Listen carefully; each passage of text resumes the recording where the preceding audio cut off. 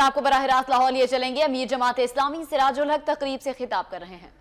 घर में एक ऐसा पाकिस्तान चाहता हूँ जिसमें तालीम, जिसमें सेहत और जिसमें मकान देना हुकूमत की जिम्मेदारी हो।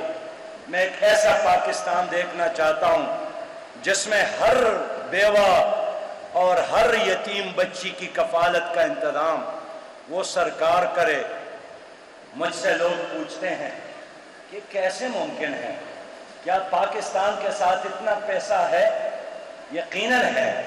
खुद सरकारी अफसर ने बताया कि पाकिस्तान में हर साल 43 करोड़ और 80 अरब करप्शन है। 43 करोड़ 43 करोड़ और 80 अरब।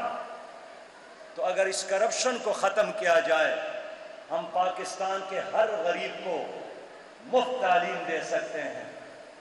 मेरे बहनों और बेटियों, आप अंदाजा करें कि एक तरफ हमारे मुल्क में लोग फुटपाथों पर सोते हैं और गंदगी के ढेर में हमारे बच्चे रिज़्क़ तलाश करने पर मजबूर है, और दूसरी तरफ आपके सदर अमीर जमात इस्लामी सिराजुल हक लाहौर में तकरीब से खिताब कर रहे हैं। उन्होंने करप्शन के हवाले से भी बात की है।